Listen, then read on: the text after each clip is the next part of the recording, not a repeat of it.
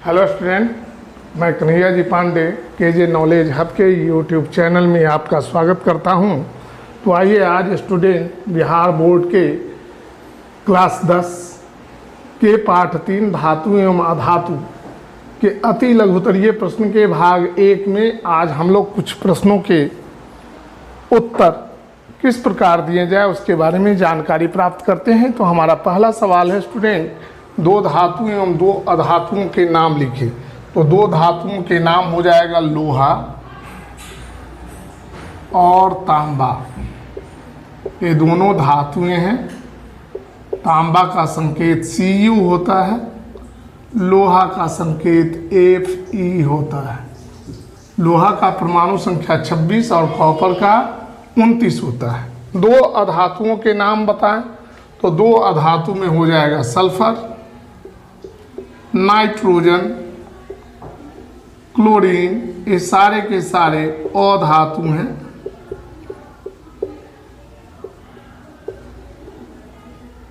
हमारा दूसरा सवाल है, समुद्री जल में पाए जाने वाले एक प्रमुख लवण का नाम लिखिए। तो समुद्र के जल में लगभग 35% मात्रा में सोडियम क्लोराइड पाया जाता है। समुद्र के जल में सबसे ज़्यादा लवण जो है वह मृत सागर में सोडियम क्लोराइड के रूप में पाया जाता है।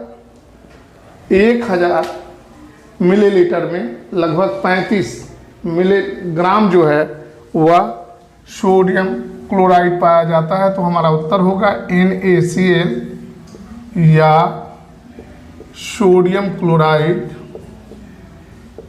सोडियम क्लोराइड या साधारण नमक। साधारण नमक।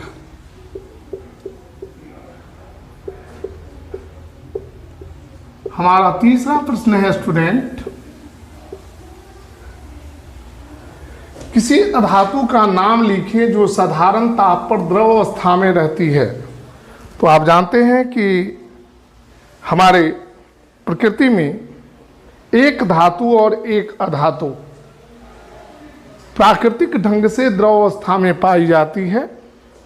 धातु जो है पारा है, अधातु जो है ब्रोमीन है। ब्रोमीन की परमाणु संख्या 35 होती है और इसका संकेत Br होता है। लेकिन गैलियम एक ऐसा धातु है जो हमारे शरीर के तापमान पर यानी तकरीबन 28-29 डिग्री सेल्सियस पर तापमान पर द्रव अवस्था में परिवर्तित हो जाता है। लेकिन यहाँ सवाल पूछा जा रहा है अधातु का नाम। तो अधातु का नाम होगा ब्रोमीन। अगर धातु का नाम पूछता तो पारा हो जाता। ब्रोमीन की परमाणु संख्या 35 होती है और यह हाइड्रोजन ग्रुप का एक सदस्य है। हमारा चौथा सवाल है, गलती से 4 नंबर जो है नीचे चला गया है और 5 नंबर ऊपर चला गया है। 4 नंबर सवाल देखते हैं। एक अधातु का नाम लिखे जो वायु के संपर्क में आने पर जल उठती है। तो श्वेत फास्फोरस, जिसको पीला फास्फोरस के नाम से जाना जाता है, वह जैसे ही वायु के संपर्क में आती है वह जल उठती है। यही कारण है कि मुर्दा जहाँ जलाए जाते हैं, जहाँ पर शवदाह किया जाता है, वहाँ गर्मी के दिनों में हड्डियों में अपने आप आग लग जाती है, क्योंकि हड्डियों में श्वेत फास्फोरस पाया जाता है। तो स्टूडेंट हमारा उत्तर होगा श्वेत फास्फोरस या पीला फास्फोरस। श्वेत फास्फोरस या पीला फास्फोरस एक ऐसा अधातु है जो वायु के संपर्क में आने पर जल उठती है। यही कारण है कि इसे पानी में डुबाकर रखा जाता है। पानी में डुबाकर रखा जाता है। हमारा अगला सवाल है, प्रश्न संख्या 5, कौन सी अधातु विद्युत का सुचालक होती है। तो अधातुओं में कार्बन का एक अपरूप ग्रेफाइट, जिसमें प्रत्येक कार्बन परमाणु अपने पड़ोसी तल के 3 कार्बन परमाणुओं के साथ जुड़ी होती है, इसमें एक मुक्त इलेक्ट्रॉन होता है जिसके कारण ग्रेफाइट विद्युत का सुचालक होता है। तो हमारा उत्तर होगा ग्रेफाइट एक ऐसा अधातु है जो विद्युत का सुचालक होती है। ग्रेफाइट, उत्तर होगा ग्रेफाइट एक ऐसा अधातु है जो विद्युत का सुचालक होता है। अब हम लोग स्टूडेंट प्रश्न संख्या 6 को देखेंगे। क्या सभी खनिज अयस्क होते हैं? नहीं, सभी खनिज अयस्क नहीं होते हैं। नहीं, सभी खनिज अयस्क नहीं होते हैं।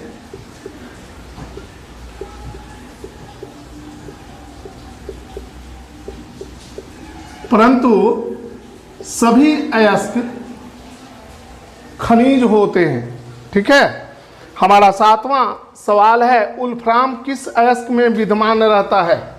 तो टीन के अयस्क, टीन के अयस्क टीन स्टोन में, टीन स्टोन में वुल्फ्राम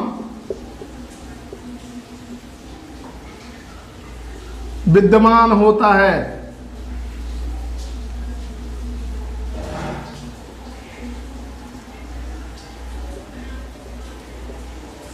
हमारा अगला सवाल है, क्या लोहे में जंग लगना ऑक्सीकरण है? हाँ, लोहे में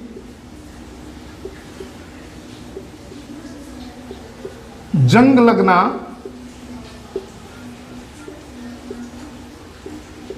ऑक्सीकरण है।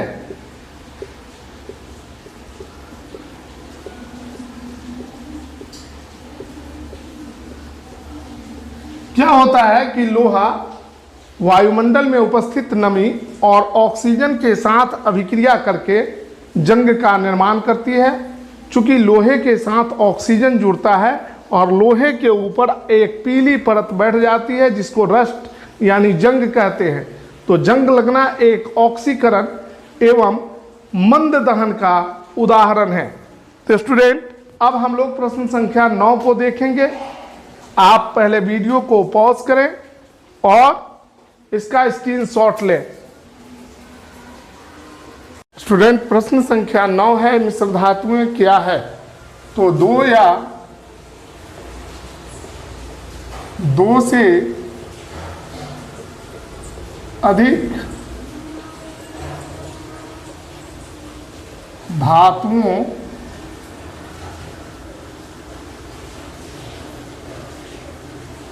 के समांग मिश्रण को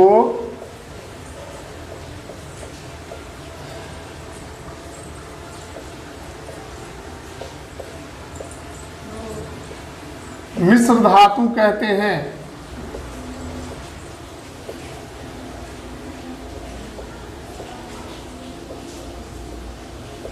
जैसे स्टील, पीतल, कांसा, ये मिश्र धातुओं के उदाहरण हैं। सोल्डर। हमारा अगला सवाल है, अमलगम से आप क्या समझते हैं? तो इसका उत्तर होगा कि जब किसी मिश्र धातु में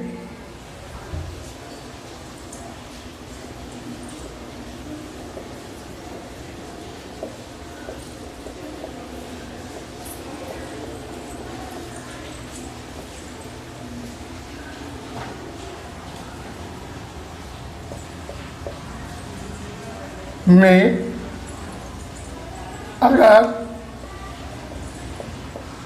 पारा यानी मरकरी, संकेत इसका Hg होता है, उपस्थित हो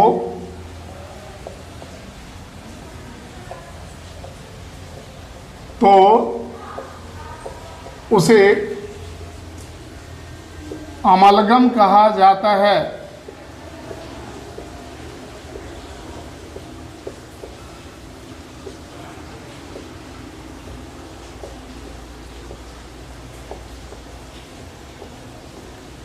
हमारा प्रश्न संख्या 11 है, किस इलेक्ट्रॉनिक विन्यास को प्राप्त कर तत्व अस्थायी बन जाते हैं? उत्तर लिखेंगे अपने नजदीकी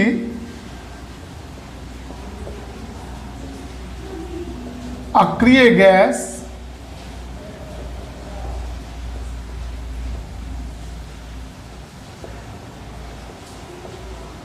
के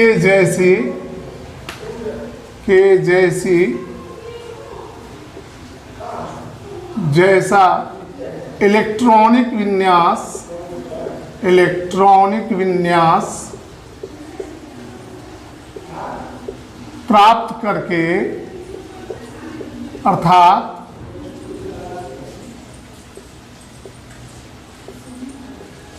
अपने वाह्यतम कक्षा में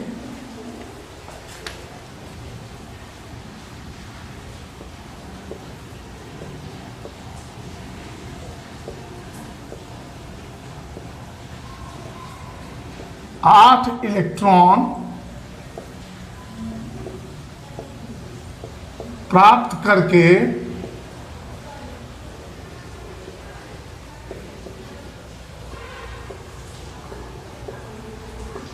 तत्व अस्थायी बन जाते हैं।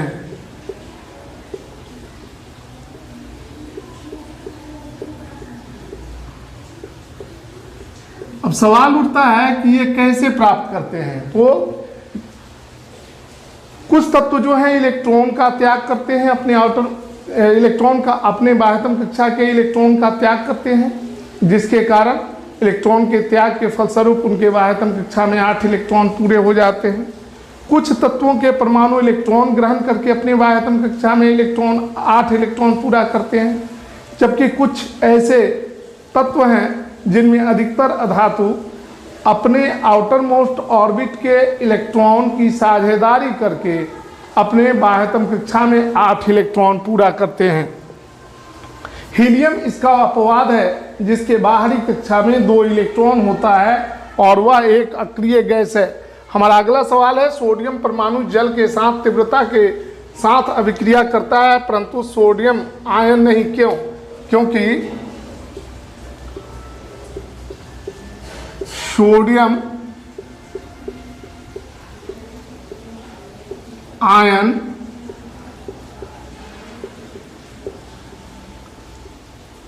अस्थायी होता है,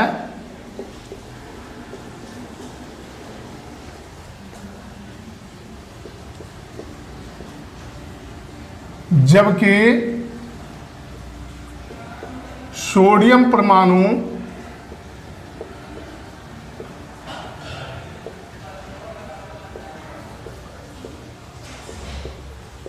अस्थायी होता है,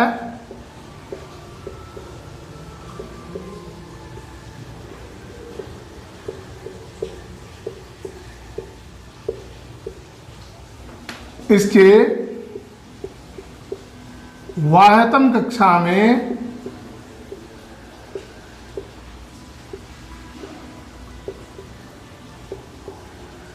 एक इलेक्ट्रॉन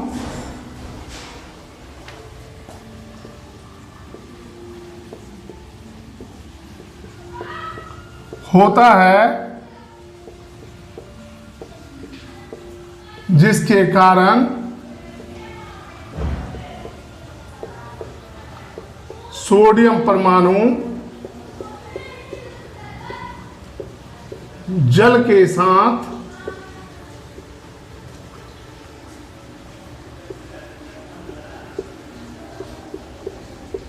तीव्रता से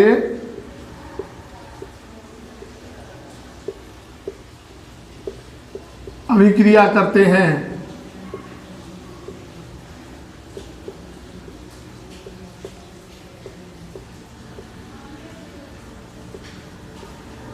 हमारा अगला सवाल है, आयनिक यौगिकों के द्रवणांक एवं क्वथनांक उच्च होते हैं, क्यों?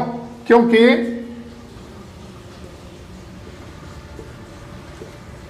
आयनिक यौगिकों में धन आयन एवं ऋण आयन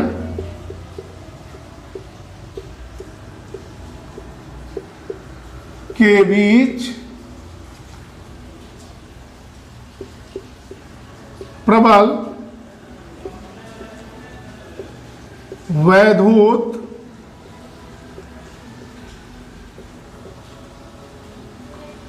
आकर्षण बल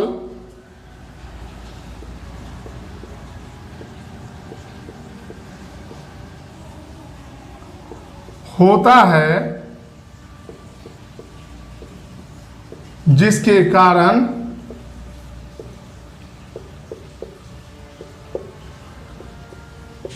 आयनिक यौगिकों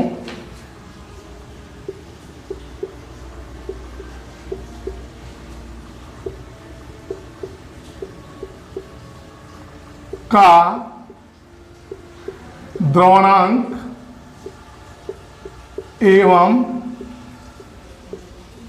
क्वथनांक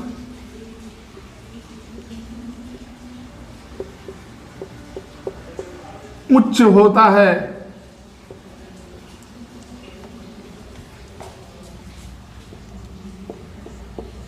हमारा प्रश्न संख्या 14 है, कार्बन टेट्रा क्लोराइड से होकर विद्युत धारा क्यों प्रवाहित नहीं की जा सकती? क्योंकि कार्बन टेट्रा क्लोराइड, इसका अणुसूत्र CCl4 होता है, क्योंकि कार्बन टेट्रा क्लोराइड एक सहसंयोजी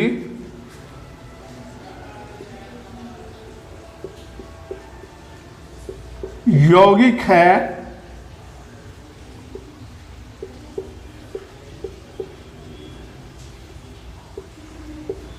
हम जानते हैं कि सहसंयोजिक यौगिक जो होते हैं वे विद्युत के कुचालक होते हैं, इसलिए कार्बन टेट्रा क्लोराइड यानी CCl4 विद्युत से होकर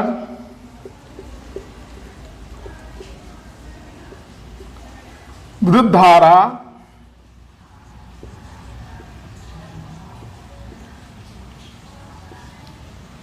प्रवाहित नहीं की जा सकती है।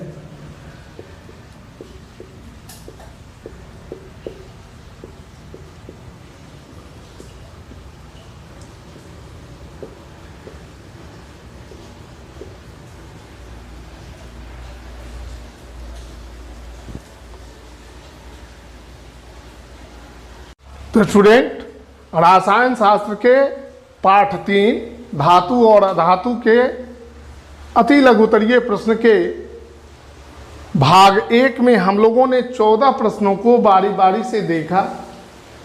अगर आपको वीडियो अच्छा लगे तो आप वीडियो को लाइक करें, शेयर करें, सब्सक्राइब करें और हमारे अगले वीडियो का इंतज़ार करें। तब तक के लिए मैं कन्हैया जी पांडे आपसे विदा लेता हूँ। धन्यवाद।